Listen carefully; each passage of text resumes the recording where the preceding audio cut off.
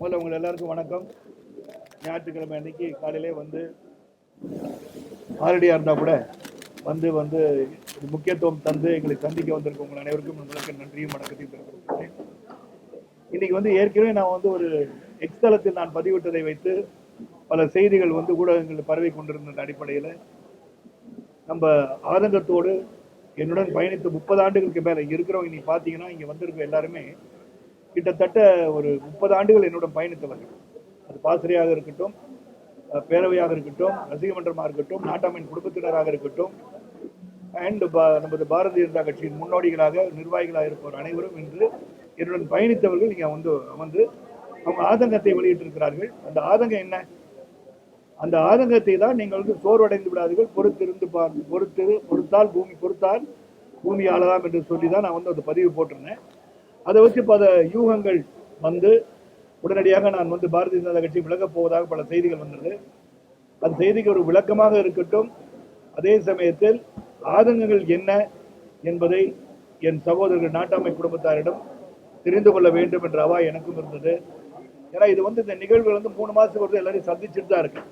அது பத்திரிகையாளர்களை சந்திக்கிறனோ இல்லையோ, என் நாட்டாமை குடும்பத்தினரை அது திருமணமாக இருக்கட்டும், வேற வீட்டுக்கு வர சொல்றதோ இல்லாட்டி வேற எந்த ஒரு நிகழ்வாக இருந்தாலும் அழைப்பதுக்கு வருவதோ, மாதம் ஒரு முறை வந்து சந்தித்து விட்டு 3 மாதம் ஒரு முறை சமத்துவ விருந்தின் அடிப்படையில் அவர் சந்திச்சுட்டு வந்திருக்கேன். அப்படிதான் இன்று ஒரு நிகழ்வு. இங்க முக்கியத்துவம் எதுக்குன்னா, இந்த நிகழ்வுல வந்து நீங்க வந்து ஒரு ஆதங்கமாக தலைவர்களுக்கு இதுவரை எந்த ஒரு பொறுப்பும் வழங்காமல் இருக்கிறார்களே, ஏன் என்ற கருத்தை பதிவு செய்ய வேண்டும் என்ற எண்ணம் அவங்களுக்கு இருந்தது. அதற்கு நான் பதில் சொல்ல வேண்டிய கட்டாயம் என்னிடம் இருந்தனால் இந்த கூட்டத்தை நாங்கள் கூட்டியிருக்கேன். அது மட்டும் இல்ல, அவங்க வந்து பொறுப்பு வழங்கப்பட்டவர்கள் பலர் இருக்காங்க. 19 மாநில நிர்வாகிகள் வந்து பொறுப்பு வழங்கியிருக்காங்க. பொறுப்புகள் கேட்ட எல்லாருக்கும் கொடுத்துருக்காங்க அப்படின்னு கேட்டா 250 பேர் முக்கியமா வந்து பணிபுரிந்து கொண்டு முதல் கட்டமாக நம்ம சொல்லியிருந்தோம். அதுல வந்து ஒரு 1/4 மேல பதவிகள் கொடுத்துருக்காங்க. நான் வந்து கொடுக்கலன்னு சொல்ல மாட்டேன். 19 மாநில நிர்வாகிகள் மாவட்ட ரீதியாக பொறுப்புகள் கொடுக்க வேண்டிய சூழலிலும் தேர்தல் வர நேரத்துல நாட்டாமை அவர்களே, எங்களுக்கு எந்த ஒரு பொறுப்பும் தேர்தல் களத்தில் பணிபுரிவதற்கு பொறுப்புகள் இல்லாவிட்டால் எப்படி செயல்பட முடியும் என்ற ஆதங்கத்தை இன்னைக்கு எல்லாம் வெளிப்படுத்தலாம். ஏன்னா அந்த பொறுப்புகள் வழங்கப்பட்டால்தான் நாங்கள் போய் பேச முடியும். இல்லாட்டி எங்களை வந்து அழைத்து பேச மாட்டார்கள். நாங்கள் சுறுசுறுப்பாக 17 ஆண்டு காலம் உங்களுடன் பயணிச்சிருக்கோம். நாங்கள் வந்து கடுமையான உழைப்பாளிகள், சிறந்த நிர்வாகிகளாக உருவாக்கியிருக்கீங்க. இப்போ வந்து பாரதிய ஜனதா கட்சியில் நீங்கள் எல்லாருமே சிறப்பாக செயல்படுறீங்களப்பான்னு சொல்றாங்கன்ற பெருமையும் அவர்களுக்கு இருக்கிறது. ஆக அந்த பொறுப்புகள் வழங்க வேண்டும் என்ற கோரிக்கை ஒன்று இருக்கிறது. தலைவருக்கு பொறுப்பு இல்லாமல் அந்த பொறுப்பு கொடுத்து என்ன பண்றது என்ற எண்ணத்தையும் கடுமையாக இன்று பதிவு செய்திருக்கிறார்கள். ஏன் நீங்கள் சமத்துவ மக்கள் கட்சி மறுபடியும் துவங்கக்கூடாது என்பதையும் பதிவு செய்தார்கள் என்பதை சொல்லியிருக்கேன். நான் பத்திரிகை சகோதரர் தான். நீங்க ஆவலாக இருக்கின்ற செய்தியை நான் சொல்லணும் இல்லையா? அதில் அவங்க அதையும் பதிவு பண்ணாங்க. எல்லா கருத்துக்களையும் கேட்க வேண்டும். கருத்து சுதந்திரம் உள்ள நாடாக இருப்பதாலும் கருத்து சுதந்திரத்தை வரவேற்பவனாக இருப்பதால் என்னதான் சொல்றாங்க, அவங்க மைண்ட்ல என்ன இருக்கு அப்படின்னு கேட்டு தெரிஞ்சுக்கிட்டேன். இதுக்கு நீங்க என்ன பண்ண போறீங்க அப்படின்னு கேட்டா, நான் வந்து ஒரு வேண்டுகோளாக நாளை ஒரு கடிதமாக மாநில தலைவர் அவர்களுக்கும் தேசிய தலைமைக்கும் ஒரு கடிதமாக இந்த மாதிரி மார்ச் 12, 2024 நாம் இந்த இயக்கத்தில் எங்களை இணைத்துக் கொண்டோம். சிறப்பாக பணிபுரிய வந்திருக்கின்றோம். இதுவரை எனக்கும் மற்றவர்களுக்கும் எனக்கு முக்கியமா வந்து பொறுப்புகள் வழங்கப்படவில்லை என்ற ஆதங்கம் அனைவருக்கும் இருக்கிறது. அப்போ உங்களுக்கு இல்லையான்னு கேட்டா, எனக்கு ஒரு பொறுப்பு இருந்தால் தான் என்னால் செயல்பட முடியும். நான் யாருன்னு கேட்டால் ஒரு காரியகர்த்தாவை போயிட்டு எல்லா இடத்துலையும் போய் நான் பேசிட்டு இருக்க முடியாது. இது வந்து ஒரு வேதனையாக கூட சொல்லவில்லை, ஒரு ஆதங்கமாக சொல்கின்றேன். ஏனென்றால் 1996ஆம் ஆண்டிலிருந்து அரசியல் களத்தை நான் பார்த்துக் கொண்டிருப்பேன். 96ஆம் ஆண்டு அன்றிருந்த ஆட்சியை அகற்றுவதற்காக திராவிட முன்னேற்ற கழகமும் தமாகவும் சேர்ந்ததில் வந்து அந்த சைக்கிள் சின்னத்தையும் உதயசூரியனும் கலந்து இப்படி காமிச்சு அந்த சரத்குமார் தான். அப்ப என்னுடன் பயணிப்பவர்கள் இவ்வளவு தூரம் வந்து பிரச்சாரம் பண்ணி ஆட்சி மாற்றத்தை கொண்டு வருவதற்கு முக்கிய காரணமாக இருந்த தலைவர் அவர்கள் இன்னைக்கு பாத்தீங்கன்னா அவங்க இன்னொரு ஆதங்கத்தை வெளிப்படுத்தினாங்க. நீங்க திருச்சியில வந்து உட்கார்ந்துருந்தீங்க தலைவா, நீங்க வந்து மேடையில் உட்கார்ந்துருக்கீங்க, அந்த மேடையில உங்க போட்டோ கூட பின்னாடி இல்லை. அது அவங்களுடைய ஆதங்கம். நான் வந்து இன்னைக்கு ஒரு காரியகர்த்தாவா இருந்தனால் என் போட்டோ இல்லை சகோதரர்களே நான் சொல்லியிருக்கலாம். அவங்க பார்வையில 17 ஆண்டுகள் சுறுசுறுப்பாக பணிபுரிந்து கூட்டணியில் இருந்து எதிர்த்தவர்கள் புரட்சி தலைவர்களை எதிர்த்த பிறகும் மீண்டும் கூட்டணியில் இருந்து 2 சீட்டு வாங்கி தேய்ச்ச நீங்க உங்கள் அருமையும் பெருமையும் அறிவும் மாற்றம் தெரிந்திருந்து கூட ஏன் உங்களுக்கு பதவி வழங்கவில்லை என்ற ஆதங்கத்தை வெளிப்படுத்திக் கொண்டே இருந்தார். அதான் இன்னைக்கு காலையில இருந்து நடந்துச்சு. நீங்க பொறுமையா காத்திருந்ததுக்கு நன்றி. இதுதான் இன்னைக்கு கூட சாராம்சம். அதை தவிர வேறு எதுவும் கேள்விகள் நீங்க கேட்க வேண்டும் என்றால் நீங்க கேட்கலாம். மோடியுடைய திருச்சியில உங்களுடைய போட்டோ இல்லன்னு சொல்லியிருக்கோம். எந்த பொறுப்புமே இல்லை. அண்ணாமலையுடைய போட்டோ கூட எல்லா மேடைகள்லயும் இருக்கு. இது எந்த அளவுக்கு ஒரு அதிர்ச்சி, உங்களுக்கு ஒரு ஆதங்கத்தை ஏற்படுது? இல்ல, எனக்கு ஆதங்கம் இல்லை. நான் சொல்றேன், அதான் நீங்க தப்பு. நான் சொல்றேன் அவங்களுடைய ஆதங்கத்தை சொல்றேன். எல்லாரும் இருந்தாங்க, தலைவர் உங்க படமே இல்லை, எங்களுக்கு வந்து கஷ்டமா இருந்துச்சு அப்படின்னு பயணிச்சுட்டு இருந்த காலத்தை சொல்கிறார்கள். அந்த ஆதங்கத்தை சொல்றாங்க. எல்லாரும் இருக்கும்போது உங்க படமே இல்லைன்னும் போது எங்களுக்கு வந்து ரொம்ப ஒரு பொறுப்பு கொடுத்துருந்தாங்கன்னா, ஒரு நேஷனல்ல ஒரு பொறுப்பு உங்களுக்கு வந்துருச்சுன்னா அந்த படம் இருந்திருக்குல்ல. அப்படி நீங்க இருந்திருப்பீங்கன்னா அவங்க சொல்ற ஆதங்கம். ஏன் ஆதங்கத்தை சொல்ல நீங்க கட்சியில இணையும் பொழுது இல்ல, இணையும் போது கொடுத்ததை என்ன சொன்னாங்கன்னு அவங்களுக்கு தெரியும்ல. இது வரைக்கும் பொறுப்பே வரல இல்ல. அப்ப ஏதாச்சும் சொல்லியிருப்பாங்கல்ல, சொன்னது என்னன்னு அவர்களுக்கு தெரியும்ல. அந்த பொறுப்பு இல்லாதனால நம்ம உட்கார்ந்து பாக்குறோம். அந்த பொறுப்பு வழங்க வேண்டிய சூழ்நிலை, பொறுப்பு இருந்தா போய் செயல்பட முடியும். ஒரு நிமிஷம், நீங்க எனக்கு கார் ஓட்ட சொன்னீங்கன்னா நான் வந்து லைசன்ஸ் வச்சிருக்கணும், கார் ஓட்ட தெரியணும். கார் ஓட்ட தெரிஞ்சு லைசன்ஸ் வச்சு நான் கார் ஓட்ட விடாம இருந்தீங்கன்னா நான் எப்படி வந்து கார் ஓட்டுறேன்? தலைமையிட்ட வந்து நான் தெரிவிச்சுட்டேன், மறுபடியும் தெரிவிச்சிருக்கேன். தொடர்ந்து ஒரு 15 நாளா சொல்லிட்டு இருக்கேன். அதற்கான முயற்சிகள் எடுக்கப்பட்டு வருகிறது என்று அவங்க சொல்லிட்டு தான் இருக்காங்க. ஆனா இன்னைக்கு இந்த கூட்டத்திற்கு காரணம் நீங்க வந்து எடுத்து சொல்லணும்னு சொல்றதுனால மறுபடியும் ஒரு எழுத்து போறப்போ எழுதி சொல்ல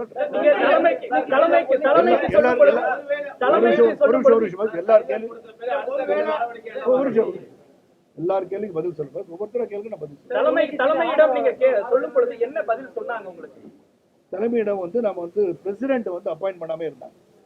அந்த தேர்வு முடிந்தவுடன் நாங்கள் நிச்சயமா நாங்கள் சொன்னதை செய்கிறோம். நாங்கள் தேர்வு நடந்தது, தொடர்ந்து தேர்தல் வந்துருச்சு. இப்போ எங்களுக்கு என்ன, தொடர்ந்து வெஸ்ட் பெங்கால், அஸ்ஸாம், கேரளா, பாண்டிச்சேரி, தமிழகம் வந்து தேர்தல் வந்துச்சு. மறுபடியும் தேர்தல் வந்த பிறகு அப்படின்னு சொல்லும் போது இந்த அளவுல ஒரு பொறுப்பு இல்லாம எப்படி இருக்கிறது என்றுதான் இவ்வளவு ஆதங்கம். பாம்பேல போயிருந்தேன். உங்களுக்கு இத்தனை ஆண்டுகள் பொறுப்புகள் வழங்கப்படவில்லை. உங்களுடைய தொண்டர்கள் வந்து மீண்டும் சமத்துவ முக்கிய கட்சியை தொடங்க வேண்டும் ஒரு கோரிக்கை வச்சாங்க. தொண்டர்களுடைய பேச்சுக்கு உங்களுடைய தொண்டர்கள் அவங்க ஆதங்கத்தை சொல்றது அவங்களுக்கு வந்து உரிமை இருக்குல்ல. இந்த மாதிரி இருக்கேன், நீங்க ஏன் தொடங்கக்கூடாது அவங்க கேட்டாங்கன்னு சொல்லணும் இல்லையா அவங்கள்ட்ட. நான் உங்களிடம் அதை சொல்லாமல் இருந்தால் அது தவறாக இருக்கும். அதனால சொல்றேன். அவங்க சொல்றாங்க, ஏன் நம்ம நல்லா தானே போயிட்டு இருந்தோம், என்ன நம்ம வந்து தேர்தல் காலத்தில் வந்து நம்ம வந்து நிக்க சொல்லும் போது இன்னைக்கு சொல்றாங்க எல்லாம் நீங்க ஒவ்வொரு முறையும் தனித்து போட்டியிட வேண்டும் சொன்னதை நாங்க வந்து உண்மையிலே நம்ம கரெக்டா பண்ணியிருந்தோம்னா இன்னைக்கு நம்ம இந்த நிலைமையில் இருந்திருக்க மாட்டோமே தலைவா அப்படின்னு அவங்களும் சொல்றாங்க. இன்னைக்கு அவர்கள் செய்ததும் தவறு என்பதை ஒப்புக்கொண்டுள்ளார்கள். ஆனா அவங்க கேட்கறது ஒரு பொறுப்பு உங்களுக்கு இருந்தா எங்களுக்கு பொறுப்பு வாங்கி கொடுக்கறதுல என்ன இருக்கு, உங்களுக்கே பொறுப்பு இல்லையன்றது.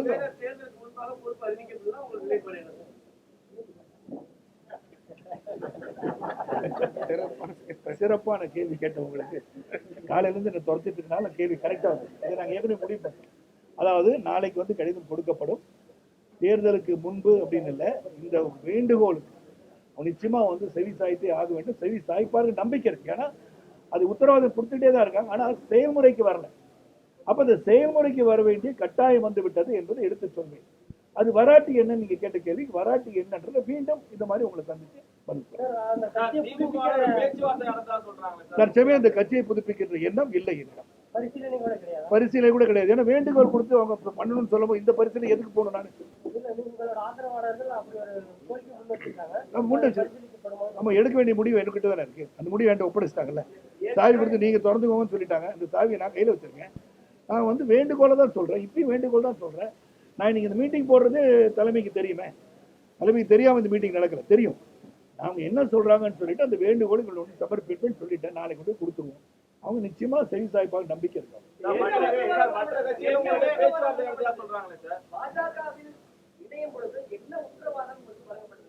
நம்ம தேசியத்துல பொறுப்பு இருக்குன்னு சொன்னாங்க. அது உண்மை.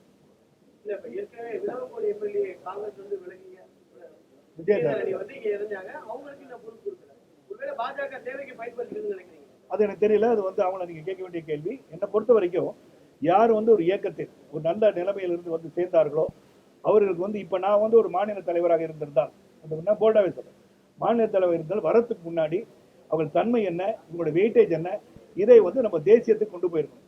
தேசியத்துக்கு கொண்டு போயிட்டு பிறகு அவங்களை சேர்க்கணும். வந்து சேர்ந்துருங்கன்னு சொல்லி சேர்க்க வச்சுட்டு அவங்களை வந்து காக்க வச்சது தவறுன்னு நான் நினைக்கிறேன். அதாவது ஜெயதானியும் வந்து ரொம்ப நாளாக இருக்காங்க. அப்படி பொறுப்புகள் இருக்கின்றதால அவங்க செயல்பட முடியும் நான் சொல்றேன். இப்போ you want use somebody's strength, they should be given some posting in the party. அது இல்லாட்டி வருத்தமா தானே இருப்பாங்க.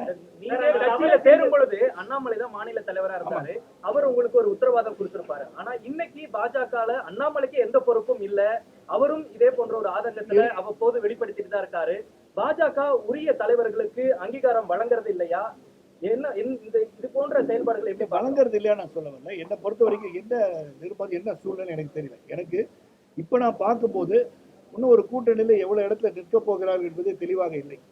ஒருவேளை அதுக்கு முக்கியத்துவம் நிச்சயமா கொடுத்துதான் ஆகணும். அந்த முக்கியத்துவத்திற்கு பிறகு இதை எடுத்துக் கொள்ளலாம் என்று இருக்கலாம். அதனாலதான் வேண்டுகோளை நம்ம நாளைக்கு எழுதி கொடுத்துருவோம். வாய் வழியாக சொல்லிவிட்டோம். அவர்களும் உத்தரவாதத்தை தந்திருக்கிறார்கள். அங்க இருக்கிற எல்லாருமே சரி, அண்ணாமலை அவர்களும் சரி, நயனார் அவர்களும் சரி, அரவிந்த் மேனன் அவர்களும் சரி, சுதாகர் ரெட்டி அவர்களும் சரி, சக்கரவர்த்தி அவர்களும் சரி, கேசவநாயகம் அவர்களும் சரி, எஸ்ஆர் சேகர் அவர்களும் சரி, எல்லார்கிட்டையும் நம்ம பேசியிருக்கோம்.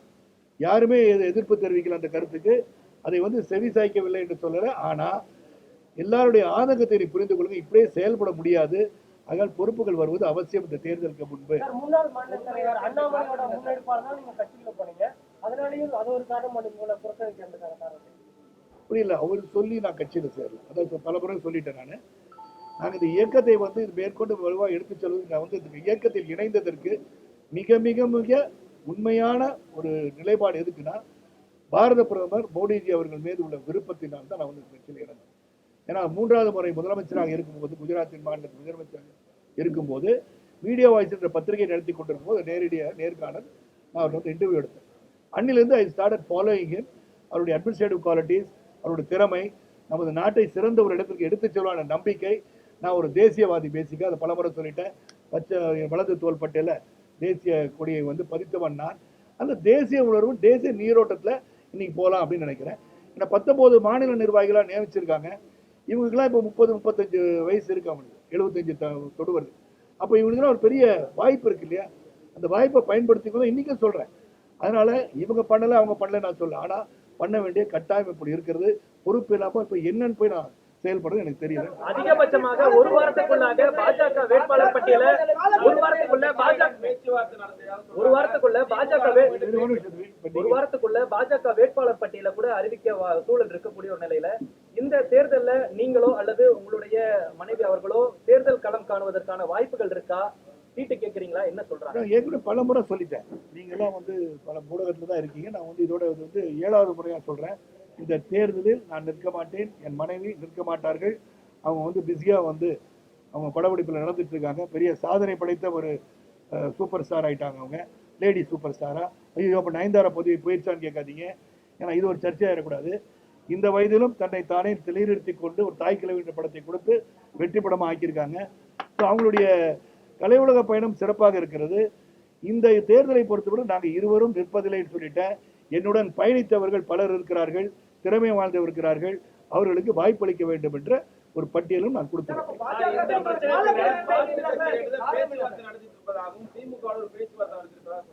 அப்படி ஒன்றும் பேச்சுவார்த்தை பேச்சு நடப்பேன். நான் எல்லாரையும் பதில் சொல்லிடுறேன் தலையா. பேச்சு எல்லாத்தையும் பேசுவேன். நான் சுமூகமான உறவு அனைவரிடம் வைத்திருக்கேன். பேசுவாங்க. பேச்சுவார்த்தை அரசியல் ரீதியாக யாரிடம் பேசுறது. காலக்கெடு நிர்ணயிக்கல. இந்த வேண்டுகோளுக்கு இணங்க வேண்டும் என்ற கோரிக்கை வைக்க போகுது. நான் கண்டிப்பாக இப்ப தேர்தல் வந்துருக்கு. 30ஆம் தேதி மனு தாக்கல் இருக்கு இல்லையா? அப்ப அதுக்குள்ள ஒரு முடிவு எடுக்கணும். நாளைக்கு அரசியல் களம் காணும் போது நான் கேட்கின்ற வேட்பாளராக நியமிச்சாங்கன்னு வச்சுக்கோங்க. அப்ப நம்ம போய் பிரச்சாரம் பண்ண போகணும்ல. எனக்கு ஒரு பொறுப்பு இருந்தாதான் அந்த பொறுப்போட செய்ய முடியும் நான் நினைக்கிறேன். பிப்ரவரி மாதத்துக்கு முன்னாடி மாநில தலைவர் நீங்க அலுவலகத்துல சந்திச்சப்ப நீங்க சொல்லியிருந்தீங்க, குறிப்பா நான் போட்டியிடல, ஆனா என்னுடைய கூட இருக்கிறவங்க போட்டியிடுறதுக்கான பதிவு கொடுத்துருக்கேன், வாய்ப்பு கேட்டிருக்கேன்னு.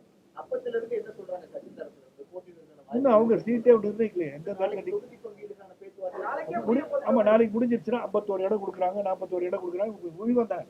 எவ்வளவு இடத்துல நிக்க போறாங்கன்னு ஒண்ணு வரல. வந்த பிறகு நம்ம கேட்ட இடம் அவங்களுக்கு தெரியும். கொடுக்குறாங்களா இல்லையா நேர்காணல் பண்ணுவாங்கல்ல. முன்னாடியே சரத்குமார் அவர்களை அழைச்சி உங்களுடைய ஆதரவாளர்களுக்கு இவ்வளவு சீட்டு கொடுக்குறோம் இல்ல அது ஏற்கனவே வாங்கிக்கிட்டாங்கல்ல. இல்ல நான் கொடுத்துட்டேனே. நான் கொடுத்துருக்கேன். அது பரிசீலனை பண்ணுவாங்கல்ல. என்ன நீங்க எந்த கேட்டிருக்கீங்க, அது வேற யாரோ கேட்கறாங்கன்னு சொல்லுவாங்கல்ல.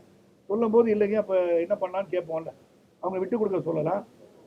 என்னங்க நீங்களும் கேட்குறீங்க, நான் ஏற்கனவே இதை சொல்லியிருக்கேன், நீங்க நிக்கிறேன்னு சொல்றீங்களா, எங்களுக்கு வாய்ப்பு அதிகமா இருக்காங்க, அந்த வாய்ப்பு எங்களுக்கு கொடுங்களேன்னு கேட்கலாம்ல, அந்த உரிமை இருக்குது. ஒருவேளை சரத்குமாரும் ராதிகா சரத்குமாரும் நிக்கிற மாதிரி இருந்தா அந்த வாய்ப்பு உடனே பரிசீலனை பண்ணப்பட்டிருக்கோம்.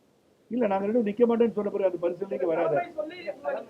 தலைமை சொன்னா கூட நிக்க மாட்டாங்க. நான் நிக்க மாட்டேன்னு சொல்றது எப்படி பாத்துக்க முடியும்? அதிமுக வந்து தற்போது வந்து நிதிஷ்குமாருக்கு ஏற்பட்ட நிலைமை தான் நாளைக்கு எடப்பாடிக்கு ஏற்படும். அதிமுக வந்து பிஜேபி வந்து கபலீகரம் பண்ணிடும் அப்படின்னு விமர்சனம் பண்றாங்க. டெல்லி அதிமுக தமிழ்நாட்டுல கூட்டி திமுக விமர்சனம் பண்றாங்க. துணை முதலமைச்சர் விமர்சனம் பண்றாரு. அதிமுக அது எனக்கு தெரியாது. கபலீகரம் பண்ணுமா பண்ணாதான்னு பொறுத்துட்டு பாக்கணும். பிரைம் மினிஸ்டர் தமிழ்நாட்டுக்கு ஒரு 3 முறை சென்னை, மதுராந்தகம், மூணுலயுமே எடப்பாடி பழனிசாமின்ற பேரும் யூஸ் பண்ணல, அதிமுகன்ற பெயரையுமே அவர் பயன்படுத்தல. அமித்ஷாவும் கடந்த நெல்லையில கூட அவர் பயன்படுத்தல. முதலமைச்சர் வேட்பாளர் தான் எடப்பாடி பழனிசாமின்றத சொல்ல கூட பாஜக தயங்குது. இதற்கான அந்த காரணம் நீங்க அதிருப்தியில இருக்கிறீங்க, அண்ணாமலை அதிருப்தியில இருக்காரு. இது போன்ற அதிருப்திகள் அதிகமா இருக்கக்கூடிய ஒரு நிலையில இந்த தேர்தல் என்டிஏ கூட்டணிக்கு எப்படி இருக்கும்? அதிருப்தியில இல்ல, ஆதங்கத்துல இருக்கேன். அது ஒரு சின்ன கரெக்ஷன். அதிருப்தின்னு கிடையாது. ஏன்னா I'm a nationalist in my feeling, very clear. அதிருப்தி ஆதங்கத்தை வெளிப்படுத்துறோம். அதுக்கப்புறம் என்ன நீங்க கேட்டது அது பதில் சொல்றேன்னு சொல்லிட்டேன். மீண்டும் சந்திப்போன்றேன்.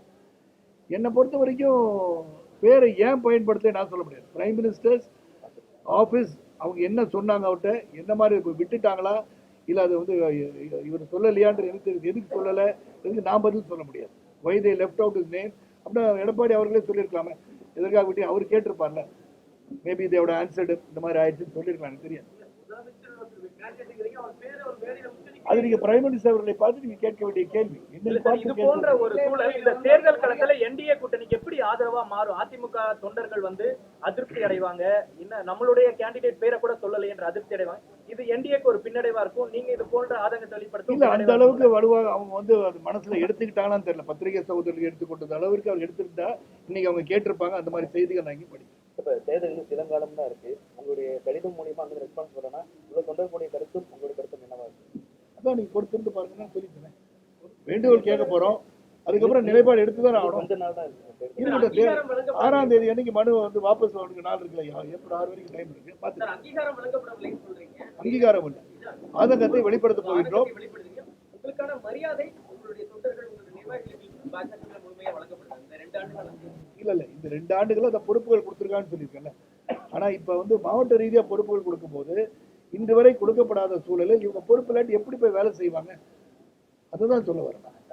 நிர்வாகிகள் பேசையில ஆதரவாளர்கள் பேசையில ஒரு விஷயத்தை ரொம்ப கொஞ்சம் கோபமாவே அழுத்தமா சொல்லியிருக்காங்க. ஆமா, அவங்க முன்னிட்டு தற்கூரியல் அந்த தேர்தலை வெற்றி பெற விட்டுக்கூடாது. கண்டிப்பா அதோட பின்னணியில இருக்கக்கூடிய கட்சிகள் நல்ல நல்ல நல்ல தலைவர்கள் வர வேண்டும் என்ற ஆதங்கத்தை வெளிப்படுத்தும் போது நாளை தலைவர்களை நிர்ணயிக்கக்கூடிய இடத்தில் நாம் அனைவரும் இருக்கிறோம்.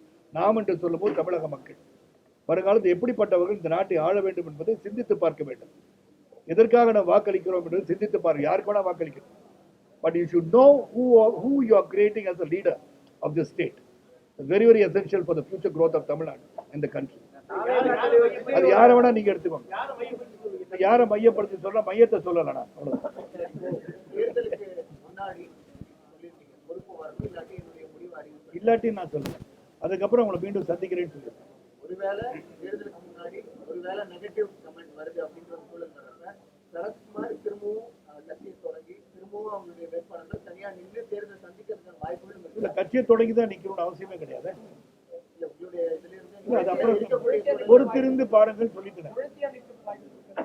இல்ல, அவங்கவுங்க நிக்கிறேன்னு சொன்னா நான் என்ன பண்ண முடியும்? அவங்க வந்து செவி சாய்ப்பாங்க, நான் சொல்லிட்டேன். உங்களுக்கு மேற்கொண்டு நான் வந்து செய்தி தரேன். உங்களுக்கு சுட சுட போடணும், போட்டுக்கோங்க. தொடர்ந்து கேள்வி கேளுங்க, நான் பதில் சொல்றேன். நான் சிறப்பான பதில், சிறந்த அறிவும் ஆற்றலோடு திறமையோட சொல்றேன். நாங்க வந்து வேண்டுகோள் தான் வைக்க போறோம். அந்த வேண்டுகோளுக்கு செவி சாய்ப்பார்கள் நம்பிக்கை இருக்கிறது. அந்த நம்பிக்கையின் அடிப்படையில் நாம் முன்னேற்றி கண்டிப்பா தொடர்ந்து தானே இருக்கோம். எல்லாமே பாஜக நிர்வாகிகள் இருக்காங்க. எங்க வேண்டுகோள் வைக்கிறது உரிமை இருக்கா இல்லையா? அப்பாட்ட போய் பையன் வந்து கேட்கறது உரிமை இருக்கா இல்லையா? ஸோ அந்த மாதிரி ஒரு குடும்பத்தில் இந்த குடும்பத்தை வந்து நம்ம வந்து வேதனையில் இருக்கோன்றது சொல்லாட்டி எப்படி தெரியும்? ஐயோ முதலே சொல்லிக்கலாம்னு சொல்லிட்டாங்கன்னா இப்பதான் வந்து நமக்கு சொல்ல வேண்டிய சூழல் அதிகமாகுது. காரணம் அனைவரும் வந்து இப்படிதான் இருக்காங்கன்னு தெரியுது. என்ன உங்களுக்குலாம் பொறுப்பு வராட்டி நாங்கள் எப்படி செயல்படுதுன்னு கேட்கும் போது அதை சொல்லணும். உங்களுக்கு தெரியணும், நான் மட்டும் கேட்கல, தொடர்ந்து எங்க கூட இருக்கவங்க பயணிக்கிறவங்க கேட்கறாங்க. நாளைக்கு வேற மாதிரி எல்லாம் சிதறிடக்கூடாது. அவங்க மனசுல சோர்வு இருக்கிறனால என்ன சந்திக்கணும்னு சொல்லிட்டாங்க. இந்த அளவுக்கு தான் இருந்தது சோர்வு. நீங்க ஒரு ஸ்டார் வேல்யூ இருக்கக்கூடிய ஒரு நபர், சினிமால இருந்து வராரு விஜய், அவருக்கு எதிரா உங்களுடைய பிரச்சாரம் எதை நோக்கி இருக்கும்? பிரச்சாரங்கள் இருக்குமா? நீங்க பிரச்சாரத்துக்கு நான் செல்லும் போது எப்படி வந்து 1996ஆம் ஆண்டு நான் பிரச்சாரம் செய்தேனோ அந்த மாதிரி அது எந்த அளவுல வந்து என்னால் தாக்க வேண்டியது, எதை தாக்க வேண்டியது, எப்படிப்பட்ட தலைவர் உருவாக்க வேண்டியது, எதை பொறுப்பா பேசுறாங்க, எது பொறுப்பில்லாம பேசுறாங்க, எதை மக்களுக்கு கற்றுத்தர விரும்புகிறார்கள், எல்லாத்தையும் விலாவரியா எடுத்து சொல்கின்ற தன்மையும் இருக்கிறது. ஐ won't hit below the belt, but I'll say it very straight. I'll call a spade a spade. You will know how I'll campaign against all this. மதிப்பீடு ஒண்ணுமே கிடையாது, தலைவனே கிடையாது. இல்ல ஃபீல் பண்றது எல்லாரும் ஃபீல் பண்றாங்க. கேட்டாரா நீ பதில் சொல்றீங்க? என் தனிப்பட்ட முறையில அவங்களுடைய கருத்துக்களை நான் கேட்பது என்னுடைய வேலை. ஏன்னா 35 ஆண்டுகள் பயணிச்சிருக்கேன் எல்லாரும் கூட. எல்லாரும் சொல்றாங்க நீங்க கிணத்துல குதிங்கன்னா குதிப்பாங்க, சும்மா சார் உண்மையில குதிப்பாங்க. அந்த அளவுக்கு அவங்க கூட ஒரு குடும்ப தலைவனா நான் பயணிச்சிருக்கேன். அதனால இன்னைக்கும் நான் கூப்பிட்டு 2 நாள்ல சொன்ன எல்லாம் ஞாயிற்றுக்கிழமை வந்து இங்க உட்காந்துருக்கேன். ஆல்சோ திங்கிங் ஏதாச்சும் ஒன்று பண்ணணும், வேலையே இல்லாம இருக்கோமே, வேலை செய்யணுமே, அந்த தாக்கம் இருக்கு அவங்ககிட்ட. அந்த தாக்கம் இருக்கனால தான் இங்க வராங்க. ஏதோ யார் வேணா முடிவு எடுக்கட்டும் அப்படின்னு வந்திருக்க மாட்டாங்கல்ல. எல்லா ஊர்லயும் வந்திருக்காங்க, ரெப்ரசென்ட் பண்ணியிருக்காங்கல்ல. எல்லா ஊர்லயும் திருச்செந்தூர்ல வந்திருக்காங்க, தூத்துக்குடியில வந்திருக்காங்க, கன்னியாகுமரியில வந்திருக்காங்க, நாகர்கோவில் வந்திருக்காங்க, எல்லாம் நார்த் ஈஸ்ட் சவுத் வெஸ்ட் எல்லாமே வந்திருக்காங்கல்ல. ஒரு உணர்வை காட்டுதான் வந்திருக்காங்க. அந்த உணர்வோட பசி நேரத்தில் உன்ன செல்வோம் என்று என்னுடைய தாழ்மையான கருத்தாங்க. ஆமாங்க, எந்த அடிப்படையில் 41 பேருக்கு வந்து நீங்க வீட்டுக்கு கூப்பிட்டு துக்கம் விசாரிச்சு கூடாது, அது மட்டும் போதும். Okay, thank you.